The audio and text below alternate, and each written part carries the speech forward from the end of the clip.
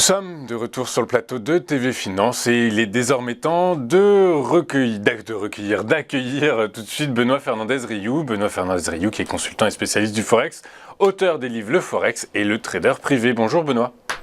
Bonjour. Bonjour, je vous remercie beaucoup d'être avec nous ce matin. Avec vous, nous allons parler marché de devises. On commence par la paire euro-dollar. L'euro est au plus bas. La paire continue d'évoluer sous la parité absolue. Le discours de Jérôme Powell n'a aidé en cela en rien la devise européenne. Est-ce que ça va continuer ou est-ce que finalement l'euro pourrait continuer à s'affaiblir face au dollar?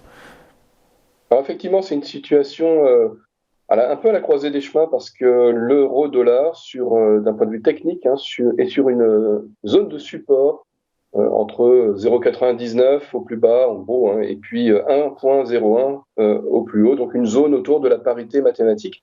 Effectivement, et on évolue autour de cela depuis quelques séances, et on continue ce matin, malgré finalement le symposium de Jackson Hole. Donc d'un point de vue technique, on est sur des indicateurs, vous voyez, qui sont plutôt en phase de survente et qui ne demandent qu'à remonter. Donc on est probablement on opte pour une prochaine phase de hausse, normalement, d'un point de vue technique. Maintenant, d'un point de vue fondamental, le discours de Jérôme Powell a été assez hawkish, et c'est bien voulu, puisque les banquiers centraux préfèrent user de la parole que des actes pour économiser les cartouches. Et donc, on était, avant ce symposium, à une probabilité de 1 sur 2 pour une rehausse de taux sur le dollar américain de 75 points de base.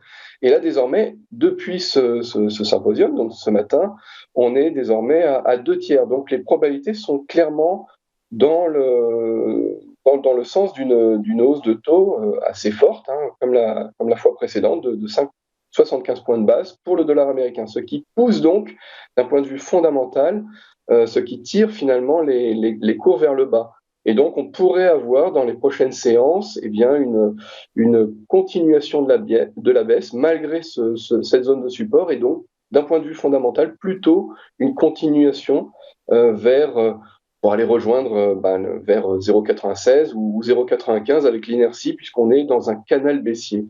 Et donc, d'un point de vue technique et d'un point de vue fondamental, les choses sont vraiment clairement contradictoires, mais le fondamental, en ce moment, a plutôt la cote.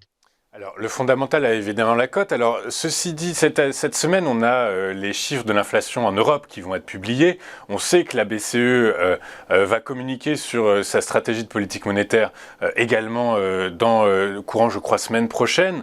Est-ce que la BCE, selon vous, a les moyens, on mise sur 75 points de base éventuellement de hausse de taux aussi en Europe.